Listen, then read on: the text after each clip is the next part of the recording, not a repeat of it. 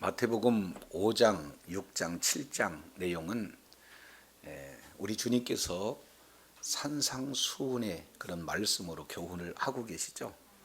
특히 이제 5장을 통해서 예수님의 제자가 어떤 정체성을 가졌느냐, 이 부분, 앞으로 복을 받을 자가 아니라 이미 복을 받은 자다라는 내용을 선언을 했어요. 그래서 우리는 어떤 존재냐? 바로 이제는 세상에 나가서 소금의 역할, 그리고 빛의 역할을 감당하는 그런 존재가 되어야 된다 하는 내용을 5장 내용을 통해서 살펴봤습니다. 그리고 지난 시간까지 6장 내용을 통해서 그러면 이제 그 제자가 사명을 감당할 때 제자로서 천국 생활을 구체적으로 진행하는 데 있어서 하나의 경건의 기준이 뭔가 하는 내용을 크게 세 가지로, 구제와 기도와 금식, 이 세 가지의 경건 생활을 이제는 천국 제자로서 진행을 하는데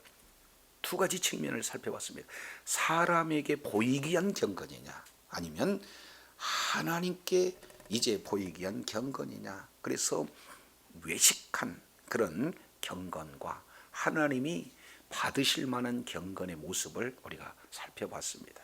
자, 그렇다면 오늘 이 내용은 동일하게 예수님의 제자가 된 그런 자가 천국 생활을 함에 따라서, 그러면 대인 관계에 있어서 이제 우선순위가 뭔가 하는 그 대인 관계적인 측면에서 오늘 7장 1절 이 내용을 통해서 보니까 비판하지 말라, 이 내용은 대인 관계에서 가장 먼저 우리 주님께서 교훈적으로 주시는 내용이에요. 그래서 오늘 1절부터 6절까지 내용을 통해서 비판하지 말라라는 제목으로 은혜를 나누고자 합니다. 자, 1절 내용을 보게 되면 여기에 이제 강조해서 명령하고 있는 내용이에요.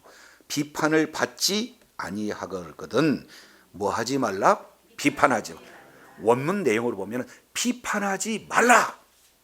이유는 비판을 받지 아니하려거든, 이 다음이 소개가 되고 있어요. 그만큼 명령이 돼 이제 부정 금지 명령을 아주 강력하게 말씀을 하고 있습니다. 이 내용을 보면은 지금까지 예수님 당시 시대적인 정황을 통해서 보면은 바리새인, 특히 하나님을 안다고 하는, 하나님의 말씀을 잘 알고 전문가라고 하는 그런 바리새인 서기관 같은 그 지도자들이 그들의 그런 어떤 그 짧은 지식을 통해서 많은 사람들을 비판했는데, 이게 하루 이틀이 아니라 아예 습관화되어 있는 그런 정황 속에서 우리 주님께서는 뭐 하지 말라는 거예요?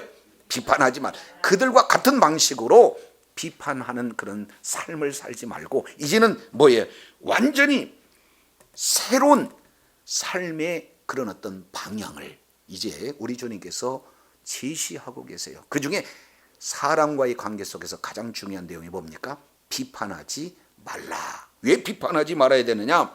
너희도 똑같은 비판을 받지 않기 위해서 비판을 하지 마라, 이렇게 말씀을 하고 있습니다.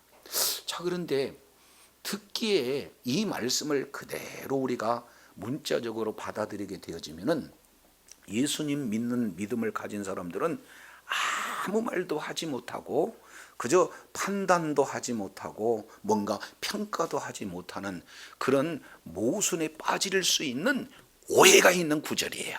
그렇기 때문에 무조건 비판하지 말라 해서 나는 비판 안 해야지 이렇게 얘기하는 것은 사실은 오늘 하나님의 의도에서 벗어난 오해된 그런 어떤 생각이다라는 것을 우리가 전제하고 오늘 본문의 말씀을 봐야 돼요.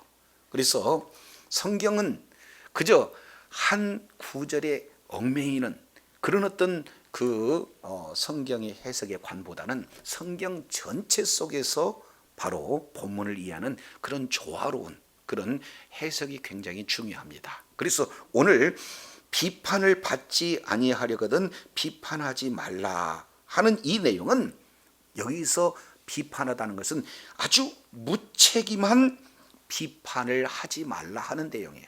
그러니까 보다 적극적이고 긍정적인 비판이 아닌 무책임한, 상대방을 어떻게든지 허물하고 어떻게든지 판단하고 비판하고 이제 정죄하는 이런 어떤 모습들을 이렇게 말씀을 하고 있어요. 그래서 원문 내용을 통해서 보면 여기서 비판하지 말라 해서 그 비판은 뭐냐? 크리노라는 단어를 써요. 이 크리노라고 하는 내용은 이제 선악을 구분하다라는 뜻이 있고, 동시에 이 내용은 재판권을 행사하다라는 뜻이에요. 그러니까 결국 비판한다 하는 내용은 그냥 단순한 비판의 차원을 넘어서 마치 자기 자신이 재판석에 앉아서 최종적인 재판의 모습으로 정죄하는 그런 내용을 바로 비판하지 말라라는 뜻입니다. 이것을 그래서 원문에 맞게 이걸 의역해서 그대로 번역한다면 정죄하지 말라라는 뜻을 지금 이렇게 잘 표현하고 있습니다. 그래서 비판이요, 때로는요 이게 어디로 되냐면 비난으로 가요. 그리고 그 비난이 결국에는 뭐예요? 아예 정죄로 이렇게 되어지는 겁니다. 한마디로 저주의 심판을 이렇게 얘기하는 거죠. 그래서 여기서 이제 사람임에도 불구하고 피조물임에도 불구하고 하나님께서 최종적인 심판을 통해서 안 된다 하는 하나님의 그 공의로운 재판장이신 하나님의 공의로운 그런 재판이 아닌 자기 자신이 하나님의 재판석에서 이렇게 마지막 최종적인 이 정죄를 하고 있는 내용을 하지 말라라는 의미로 오늘은 말씀을 하고 있다는 사실을 기억해야 될 줄로 믿습니다. 그러니까 굉장히 심한 교만한 태도를 말하고 있어요. 자기 자신이 하나님의 자리에 서서 하나님 입장에서 안 된다라고 이렇게 정죄하는 이 내용을 우리 주님께서 강력하게 지금 금지할 것에 대한 내용을 말씀하고 있어요. 근데 이 내용이 너무나 중요하기 때문에 세 가지 근거를 제시하고 있어요. 왜 비판해서는 안 되는가 하는 내용을 세 가지 예를 들어서 보충적으로 설명하고 있는 내용이 이어서 2절에 이렇게 말씀을 하고 있습니다. 2절, 너희가 비판하는 그 비판으로 너희가 비판을 받을 것이요, 이렇게 말씀을 하고 있어요. 동시에 너희가 헤아리는 그 헤아림으로 너희가 헤아림을 받을 것이다. 그러니 비판하지 말라. 아주 교만한 태도로 비난하고 조롱하고 더 나가서 아예 정죄하는 그런 일을 해서는 안 된다 하는 이 부분들을 말씀하고 있습니다. 근데 그 2절을 보면은 이제 병행 구조로 똑같은 내용을 이제 점층법적인 형태로 이렇게 설명을 하고 있어요. 내용을 보니까 비판하는 그 비판으로 비판을 받을 것이요, 동시에 헤아리는 그 헤아림으로 헤아림을 받을 것이요 하고 세 번 이제 단어를 사용해서 강조하고 있는 내용들을 보게 됩니다. 근데 여기서 앞에 비판이라고 하는 것은 이미 우리가 살펴봤을 때 이 비판은 법정적 용어입니다. 그러니까 법적적 용어로 재판석에서 안 된다 하고 정죄하는 그 정죄, 그 정죄는 그 똑같은 정죄 형태로 너희가 뭐 한다는 거예요? 비판을 받는다는 거예요. 그렇기 때문에 비판을 해서는 안 된다. 근데 이어서 너희가 너희의 헤아리는 그 헤아림으로 너희가 헤아림을 받는다. 여기서 헤아림이라고 하는 내용은 경제적 용어입니다. 뭔가 수치의 길이 그리고 모든 양을 이렇게 결정하는 하나의 기준, 척도를 헤아림 이렇게 표현을 하고 있어요. 그래서 오늘 우리 주님께서는 법적 용어 그리고 경제적 용어 두 용어를 들어 사용해서 비판하는 그 비판으로 너희가 비판을 받기 때문에, 그리고 경제적 용어로 그 척도, 그 헤아림, 그 기준으로 이제 헤아림을 받기 때문에 너희가 정죄해서는 해서는 안 된다 하는 내용들을 지금 이렇게 말씀을 하고 있는 것을 보게 됩니다. 자, 그런데 여기에 지금 사용되어져 있는 이 단어는요, 받을 것이요 받을 것이라 하는 이 내용은 신적 수동태입니다. 그러니까 누구에게 받는다, 누구에게 받는다, 이 내용이 지금 이렇게 소개되지 않고 있어요. 그 얘기는 어떤 내용이냐, 바로 하나님에 의해서 너희 자신에게 그대로 돌려진다라는 내용을 지금 말씀을 하고 있습니다. 그러니까 결국 누구에게 비판을 받는 거예요? 하나님께. 누구에게 해림을 받는 거예요? 하나님께. 그래서 신적 수동태를 두 번씩 사용하면서 이제는 법적으로 그리고 경제적인 그런 어떤 척도, 그 기준을 통해서 헤아림이라 비판을 받기 되기 때문에 너희는 비판을 해서는 안 된다, 이런 어떤 측면을 말씀을 하고 있습니다. 자, 그러면 여기 이제 우리가 한 가지 고민이 빠져요. 왜냐하면 이렇게까지 강력하게 지금까지 해오던 그 잘못된 습관을 이제는 완전히 새로운 그런 어떤 생활 기준으로 바꿔라 하는 내용은 받아들일 수는 있어요. 그러면 아무 말도 하지 못하고 판단도 내지는 여러 가지 분석도 하지 말라는 건가라고 오해할 수 있는데, 그런 내용이 아니다 그 말이죠. 이것은 마치 유대인들이 자칭 자기가 하나님의 자리에 서 있는 양 그런 내용으로 정죄하는 것을 금하고 있다는 사실을 이렇게 말씀을 하고 있는 거예요. 자, 그래서 이제 이 부분에 대해서 사도 바울은 조금 더 아주 명확하게 이 부분들을 말씀을 하고 있습니다. 그러면 이 내용이 과연 어떤 뜻이 담겨져 있는가? 먼저 우리 로마서 2장 내용을 한번 살펴보도록 하겠습니다. 로마서 2장 1절 내용을 보면은, 자, 이 부분에 이렇게 표현을 하고 있습니다. 자, 2장, 그러므로 남을 뭐 하는 사람아? 여기서 판단하는 사람아, 똑같은 단어 크리노라는 단어를 써요. 그러니까 남을 정죄하는 사람아, 이렇게 번역을 해도 옳습니다. 그래서 그러므로 남을 판단하는 사람아, 물론 누구든지 내가 핑계하지 못할 것은 남을 판단하는 것으로 내가 너를 뭐한다? 정죄. 똑같은 단어입니다. 그러니까 똑같은 정죄 자체로 남을 정죄하게 되면은 그 정죄, 그 기준대로 너희도 정죄함을 받는다. 그래서 판단하는 내가 똑같은 일을 행하면서 다른 사람을 뭐 한다는 거예요?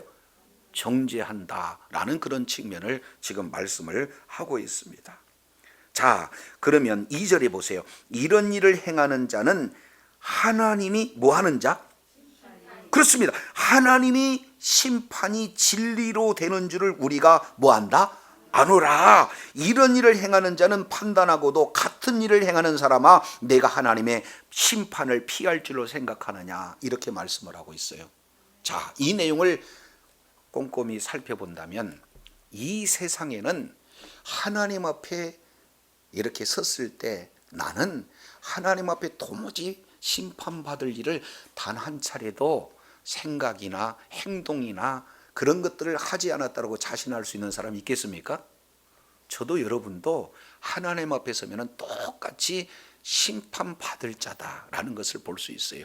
예수님 믿기 이전의 생각, 예수님을 믿기 이전의 행동, 이 내용을 딱 보면 결론적으로 저와 여러분은요, 그 모든 그런 하나님의 그런 어떤 심판의 기준으로 되게 되면은 지옥불을 면할 자가 없습니다. 자, 그러면은 예수를 믿는 믿음 이후에 저와 여러분의 삶을 하나님의 말씀의 기준으로 본다면 과연 저와 여러분 하나님 앞에 인정받을 수 있는 사람이 있겠습니까? 목사님이든 장로님이든 아니면 경건하다고 생각하는 기도 많이 하는 그런 사람들, 하나님 앞에 바로 다는 하나님 앞에 바로 설 수 있습니까? 설 수 있습니다라고 고백할 수 있겠습니까? 한 사람도 없어요. 그래서 의인은 없나니 한 사람이다. 따라서 우리는 십자가의 크신 은혜가 아니고는 하나님 앞에 도무지 나갈 수도 없고 설 수도 없는 그런 존재예요. 그럼에도 불구하고 내가 어떻게 하나님 앞에서 다른 사람을 정죄하고 판단할 수 있겠습니까? 그래서 로마서 8장 1절 2절 내용을 보면은 그리스도 예수 안에 있는 자는 결탄코 정죄함이 없다라고 우리 주님께서 선언하고 계세요. 그래서 예수 그리스도 안에 있을 때만 우리들의 모든 잘못되어지는 그 행동 하나하나 내용을 예수님께서 그 보혈 흘리신 피로 말미암아 우리를 도말해 주셨기 때문에 우리가 하나님 앞에 의롭다고 칭할 뿐 하나님 앞에 설 수 있는 자격이 예수 그리스도를 믿는 믿음으로 나갈 수 있는 것이지 우리의 행위로는 하나님 앞에 나갈 수가 없다는 거예요. 그럼에도 불구하고 우리가 마치 하나님의 심판대에 서서 다른 사람을 정죄한다? 이거 옳지 못하다라는 사실을 다시 한번 지금 그 근거를 첫 번째로 제시하고 있는 내용이에요. 자, 이것을 한 군데 더 보겠습니다. 로마서 이 부분을 이런 내용을 말씀을 하고 있어요. 로마서입니다. 14장 10절에 내가 어찌하여 내 형제를 판단하느냐? 똑같은 단어예요. 내가 어떻게 하여 내 형제를 정죄하느냐? 어찌하여 내 형제를 업신여기느냐? 조롱하느냐? 무시하느냐? 우리가 다 하나님의 어디 앞에 선다는 거예요? 그렇습니다. 심판대 앞에 선다는 거예요. 그래서 예수 그리스도가 아니고는 예수님의 그 의가 아니고서 하나님 앞에 나갈 수가 없어요. 그러니 우리는 다 하나님 앞에 뭐예요? 심판대 앞에 선다는 존재예요. 그래서 오늘 저와 여러분에게 첫 번째 주어지는 그 내용은 오늘 말씀하시기를 너희의 비판하는 그 비판으로 너희가 비판을 받을 것이고 너희의 헤아리는 그 헤아림으로 너희가 헤아림을 받을 것이라 이렇게 말씀하는 이 내용을 통해서 우리는 그러면 어떤 삶을 살아야 되는가? 우리는 언젠가 하나님 앞에 심판대 앞에 설 수 있는 존재로 늘 의식할 때 이제 상대방을 정죄하거나 무시하거나 모멸하거나 정죄하지 아니할 수 있다라는 사실을 말씀하고 있습니다. 여러분, 저도 여러분도 모두가 다 이제는 어떻게 해야 되느냐? 나도 하나님의 심판대 앞에 선다는 그런 먼 종말론적 그런 관점을 가질 때 정죄하지 않고 무시하지 않고 하나님의 그 공의로운 심판대 자리에 앉지 않고 그리고 많은 사람을 정죄하지 않을 수 있다는 사실을 기억하시기 바랍니다. 이 내용을 야고보 기자가 이렇게 표현을 합니다. 자, 야고보서 조금 한 군데 더 찾아보시죠. 야고보서 2장 이 내용을 통해서 분명히 제시하여요. 12절입니다. 너희는 자유의 율법대로 심판을 받을 자처럼 말하고 행하기도 하라. 그러니까 내가 지금 말하는 것 이거 하나님의 말씀에 근거해서 심판을 받을 수도 있다. 그리고 내가 지금 행하는 이 행동 하나님 앞에서 심판을 받을 수 있다라는 그 의식으로 행동하라는 거예요. 그래서 자유율법대로 심판을 받을처럼 말하기도 하고 행동하기로 하라. 왜냐하면 13절 긍휼을 행하지 아니하는 자에게는 긍휼이 없는 심판이 있으리라. 긍휼은 심판을 이기고 뭐 하는 거예요? 자랑하느니라. 결국 우리는요 하나님께 빚진 자입니다. 복음에 빚진 자입니다. 그래서 우리들의 모든 죄를 예수님의 십자가의 그 피의 값을 지불하고 우리의 모든 죄 문제를 용서해 주셨어요. 그러면 상대방도 나의 죄를 예수님의 보혈로 내가 용서함을 받았던 것과 똑같이 상대방 역시 마찬가지로 예수님의 피의 값을 지불하고 죄 사함을 받은 존재라는 사실을 알았다면 하나님의 그 크신 사랑으로 상대방을 보게 되면 어떻게 되는 거예요? 우리가 정죄할 수가 없다는 거예요. 무시할 수가 없다는 거예요. 교만한 태도로 보이지 않는다는 겁니다. 그래서 우리가 명심할 것은 우리의 비판받는 그대로 우리가 비판을 받고 우리의 헤아림대로 그대로 그의 헤아림이 우리에게 적용된다는 사실을 통해서 하나님이 나를 언젠가 우리가 하나님 앞에 심판대에 바로 설 수 있다. 그러면 우리가 할 수 있는 내용은 뭐냐? 하나님 앞에서 심판받을 자처럼 말하고 행동하고 이렇게 해야 할 이유는 바로 이제는 판단 정죄한 내용이 아니라 하나님의 그 놀라운 사랑을 받은 자로 그 사랑을 실천하는 그런 자리에 있어야함을 우리 주님이 저와 여러분에게 첫 번째로 요구하고 계신다는 사실을 기억해야 될 줄로 믿습니다. 자, 두 번째예요. 왜 비판하지 말라고 하느냐 하는 두 번째 전제가 3절부터 5절까지 기록되고 있습니다. 어찌하여 형제의 눈 속에 있는 티는 내가 보고 내 눈 속에 있는 들보는 깨닫지 못하느냐. 보라, 내 눈 속에 들보가 있는데 어찌하여 형제에게 말하기를 나로 내 눈 속에 있는 티를 빼게 하라 하겠느냐. 이렇게 지금 말하고 있어요. 자, 두 번째 전제 조건의 내용은 바로 우리가 정죄하지 않기 위해서 먼 훗날 예수님이 다시 오실 그날 내가 심판받는 날은 그 자세로 말도 하고 행동하는 것도 중요하지만 그러면 지금 어떻게 해야 되겠는가? 오늘날 우리 각자에게 지금 현재 우리가 취해야 할 내용들을 자세히 이렇게 표현을 하고 있어요. 이것도 역시 키아즘 구조 형태로 병행 구조로 지금 강조하고 있는 내용이에요. 똑같은 구조죠. 3절 조금 더 면밀히 봅니다. 형제의 눈 속에 있는 티는 내가 보고 내 눈 속에 있는 들보는 내가 깨닫지 못하느냐, 이 얘기를 하고 있어요. 그러니까 깨닫지 못하느냐 그러면 깨달았다는 거예요? 못 깨달았다는 거예요? 못 깨달았다는 영적인 무지를 지금 지적하고 있어요. 그러면 대부분 상대방을 이렇게 더 크게 잘못하고 있다고 지적하고 있는 그런 내용은 뭐가 배제됐기 때문에 정죄할 수 있습니까? 예, 무형적인 무지가 원인이 되고 있고, 그거 또 하나는 뭐가 되겠습니까? 형제 사랑을 이제 제거하기 때문에, 형제 사랑하는 마음이 없기 때문에 이제 보다 더 가혹한 기준을 보고 상대방을 지금 바라보기 때문에 그렇다는 거예요. 그래서 여기에서 티는 보고라고 하는 내용은 사랑 없이 가혹하게 철저하게 지금 심판 기준으로 보는 거예요. 그리고 들보는 깨닫지 못하다, 영적인 무지 상태이기 때문에 그렇다. 두 가지 요소죠.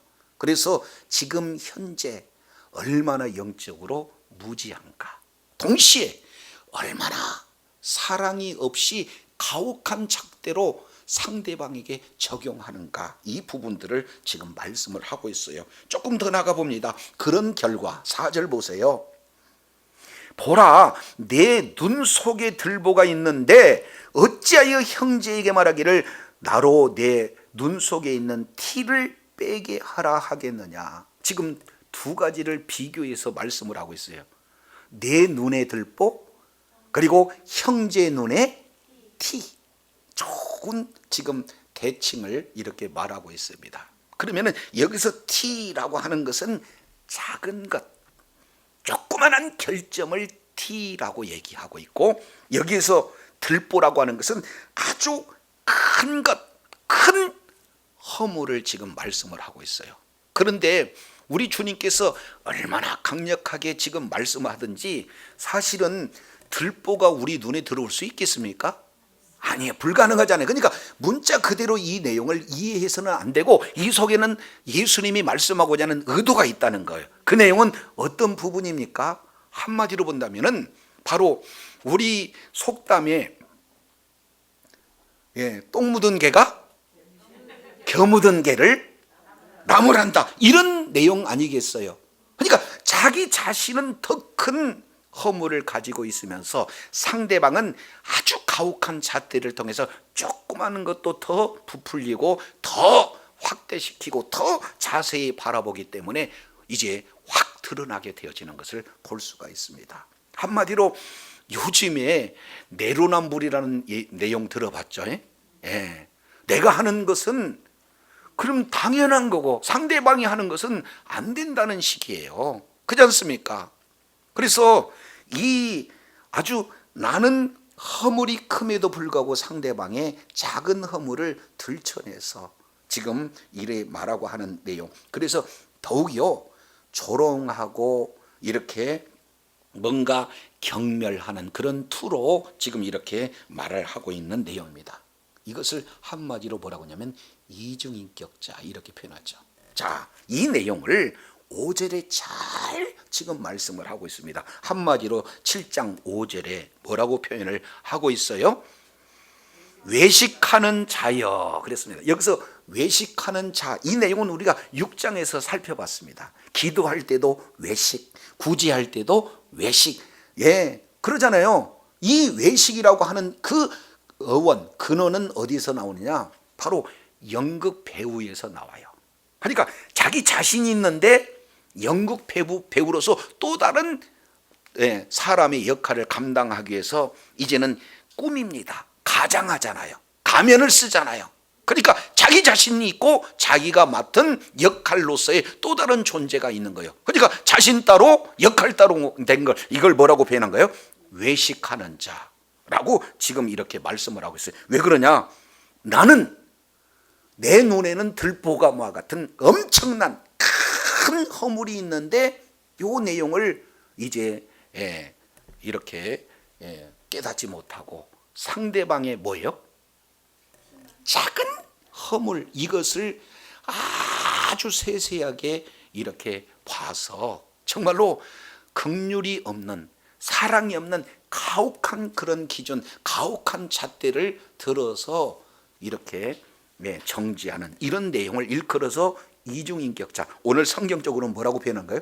외식하는 자, 겉다르고 속다른 그런 자, 이런 내용으로 말씀하고 있어요. 그러니까 어떻게든지 상대방은 비하하고 이제 나 자신은 그래도 하나님의 말씀대로 살고자 하는 그 의도는 어떻게든지 많은 사람들로부터 나는 의로운 사람이다 하고 존경받기 위한 그런 목적하에서 상대방을 이렇게 지금 비하하는 그런 교만한 모습을 말씀하고 있어요. 이런 자에게 두 가지 용어를 우리 주님이 표현하고 있습니다. 여기에 중요한 단어는 먼저 내 눈 속에 있는 뭐라? 들보를 빼라. 그리고 그 후에야 밝히 보고 형제의 눈 속에서 뭐 해라? 티를 빼라. 이렇게 지금 말씀을 하고 있는 것을 보게 됩니다. 그러면은 먼저와 나중의 문제죠. 그러면은 상대방의 티를 빼내기보다도 먼저 뭐 해야 되는 거예요? 내 자신의 그런 어떤 눈 속에 있는 들보를 빼는 것이 굉장히 중요합니다. 한마디로 회개를 말하고 있어요. 내가 하나님 앞에 철저하게 이제 영적인 무지 상태에 있는 내가 하나님의 말씀을 조명함으로 말미암아 내가 이렇게 말씀에서 너무나 벗어났구나, 진리의 말씀에서 내가 너무나 멀어졌구나, 이것은 내 문제구나 하는 그런 내용을 가지고 철저하게 뭐 하는 거요? 내 자신을 이렇게 먼저 하나님 앞에 회개하는 그런 자리에 있고 그러고 난 이후에 형제의 티에 대해서 이제 빼라 할 수 있는 내용은 방치하면 안 되기 때문에 이 내용은 정죄가 우선입니까? 사랑이 우선입니까? 그렇습니다. 사랑을 하는 그런 마음을 가지고 형제의 티를 빼낼 수 있는 것은 그 이후의 내용이다라는 사실을 볼 수가 있어요. 자, 얼마 전에 이제 또 이렇게 제주도 한번 다녀오면서 거기서 있었던 이야기, 자 이제 햇빛이 아주 쨍쨍 내리지니까 대부분 많은 분들은 또 선글라스들을 가져와서 이렇게 착용해요. 자, 그런데 식당에 들어가면서 아니 왜 이렇게 어두운 거예요? 라고 하니까 앞에 있는 분이 뭐라고 얘기하냐면은 안경 벗으세요. 그러니까 선글라스를 끼고 본 그 식당 안은 뭐예요? 어두워요. 그런데 그 문제는 식당의 문제가 아니라 자기가 선글라스를 벗게 되면은 환해지는 것을 볼 수가 있습니다. 우리가 지금 현재 나타나는 현상, 그리고 특히 사랑이 없는, 긍휼함이 없는 아주 철저한 말씀의 잣대로 상대방을 보게 되면은 너무나 허물될 것이 많이 있죠. 그 내용을 마치 하나님의 심판 좌석에서 자기가 피조물에도 불구하고 하나님의 심판, 공의로운 정의로운 그런 하나님의 자리에 서서 이렇게 판결하는 그런 내용보다도 먼저 그 기준을 누구에게 대라는 거예요? 자기 자신에게 먼저 대라는 거예요. 그러면 이제는 상대방의 티끌이 보이는 것이 아니라 내 눈에 뭐가 보이는 거예요? 들보가 보이는 거예요. 그 들보를 보게 되어지면은 그 기준으로 상대방이 아닌 나를 먼저 바라보게 되어지면 명확하게 드러나게 되니까 비로소 하나님 앞에 회개하고, 그리고 난 이후에 상대방도 정말로 예수 그리스도의 그 사랑으로 티가 있거든 이제 빼낼 수 있는 그런 내용을 하라, 이렇게 말씀하고 있습니다. 정리하면 두 번째 전제 조건 내용은 하나님 앞에 이제 심판대 앞에서 우리가 선다라는 그런 자세뿐만 아니라 두 번째 내용은 지금 현재 이러한 하나님의 말씀의 기준을 상대방에게 이제 적용하지 앞서 누구에게 먼저 적용한다는 거예요? 나에게 적용하는. 그래서 이제는 상대방을 정죄하고 조롱하고 비난하고 이제 하나님 앞에 교만한 그런 어리석은 자에 벗어나서 주의 사랑의 눈으로 이제 하나님의 말씀을 함께 이렇게 적용하는 복된 자리에 있어야 될 줄로 믿습니다. 이것이 저와 여러분이 해야 할 두 번째 내용이에요. 자, 그런데 세 번째는 조금 어려워요. 자, 6절 내용을 보면 비판하지 마라.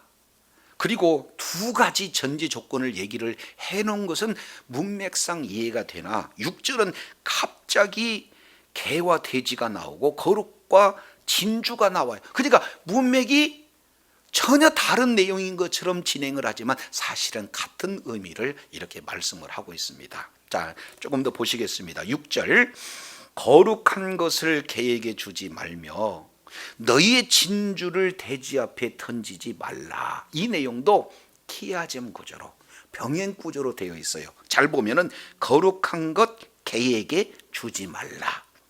그러면 거룩한 것이 뭐예요?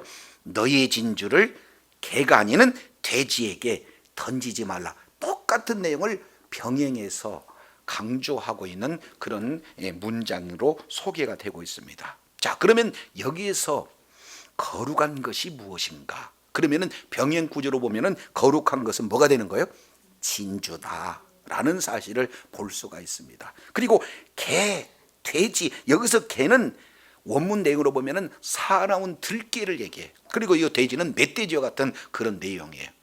한마디로 유대인들은 부정한 그런 동물로 취급하는 그런 내용이 되어져요.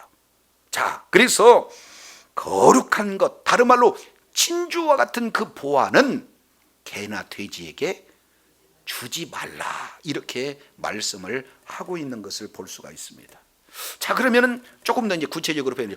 거룩이라고 하는 것을 구약의 개념에서는 어떨 때 거룩을 쓰느냐? 하나님 앞에 바쳐진 제물을 거룩하게 구별해서 드리는 것을 볼 수가 있어요. 자, 그러면은 신약적인 내용으로 거룩은 어떻게 되는 겁니까? 제물로는 온전히 거룩해질 수가 없다는 것을 우리는 구약을 통해서 살펴봤어요. 그러면 예수 그리스도의 보혈이 아니고는 영원히 온전케 될 수 없다, 거룩하게 될 수 없다. 그러면 결국 거룩하게 하시는 분은 누가 되는 겁니까? 예수 그리스도의. 그래서 여기서 거룩이라고 하는 것은 예수님 자신을 말씀하고 있고 동시에 복음을 말씀하고 있어요. 그래서 이 거룩은 마치 보화 같은 우리의 진정한 생명이 뭐냐?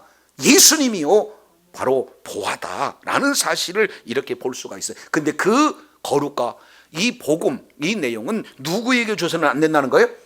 개, 돼지에게 줘서는 안 된다. 그런데 이 개가 성경에서는 무엇을 개라고 칭하느냐? 용례가 굉장히 복잡해요. 그 중에 세 가지만 이렇게 말씀을 한다면 이 개는 누구냐? 마태복음 15장, 우리 마태복음이니까 한번 찾아보시죠. 마태복음 15장 26절 내용을 통해서 보면은, 자, 여기에 예수님이 직접 이렇게 말씀을 하고 있어요. 24절도 보시죠. 예수께서 대답하여 이르시되 나는 이스라엘의 집에 어린 양 외에는 다른 데로 보내심을 받지 아니하노라. 우리 주님이 아주 단호하게 복음은 잃어버린 양 이스라엘에게만 지금 적용된다라고 이렇게 말씀을 하고 있어요. 그랬을 때 여자가 와서 절합니다. 주여 저를 도우소서. 그랬을 때 매우 단호하게 주님이 말씀하고 있어요. 자녀에게 떡을 취하여 개들에게 던짐이 마땅하지 않다 해서 여기서 개는 누구를 얘기하는 거예요? 지금 여인은 뭐라고 그래요? 이방인을 지금 얘기하고 있어요. 그러면 이방인은 뭐냐? 복음의 진리를 뭐 하는 자? 알지 못하는 자, 이들을 개라고 이렇게 표현하고 있어요.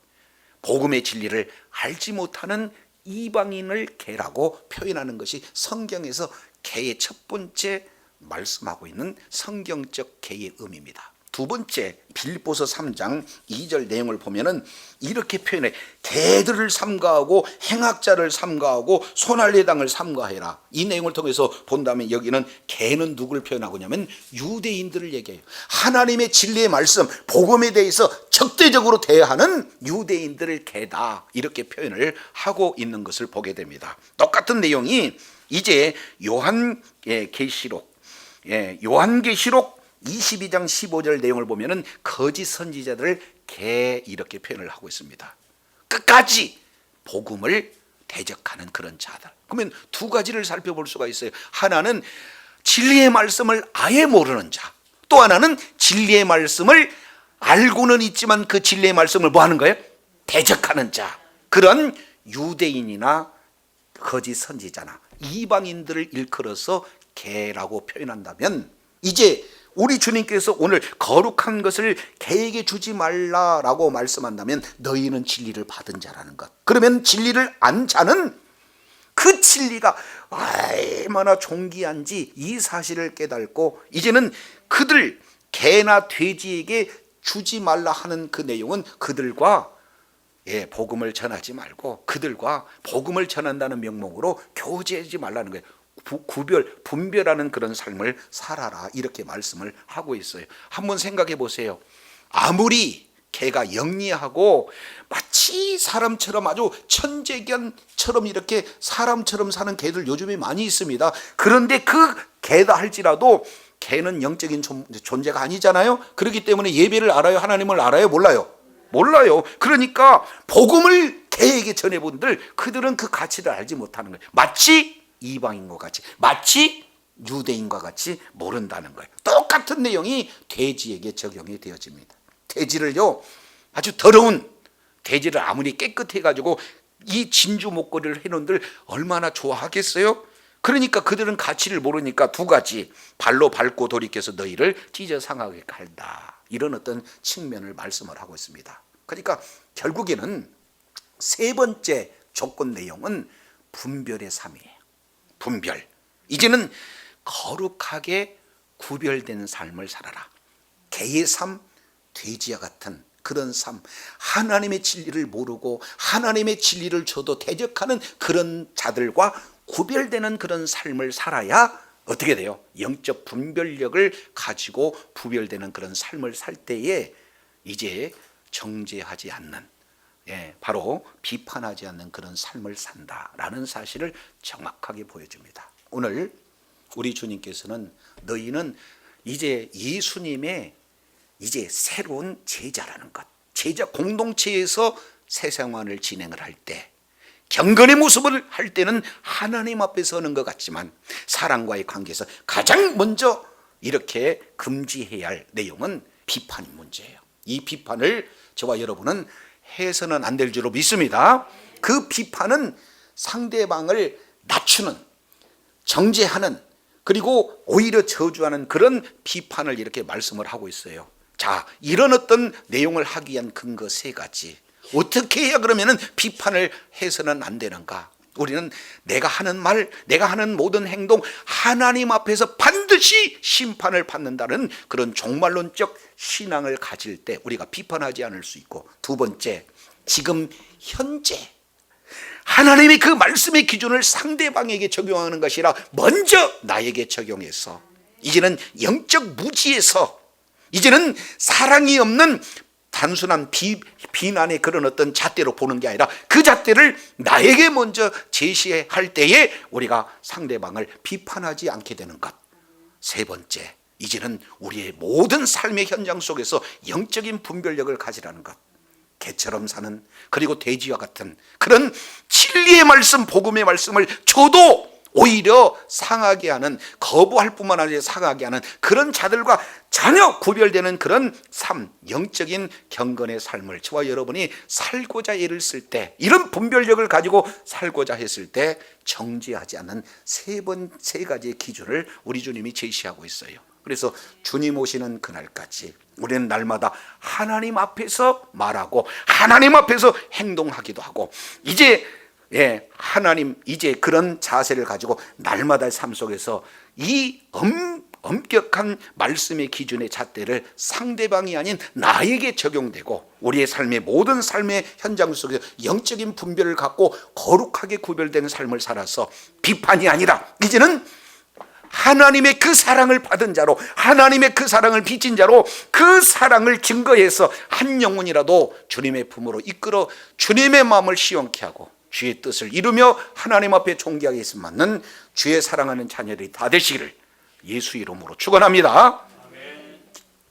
기도하겠습니다.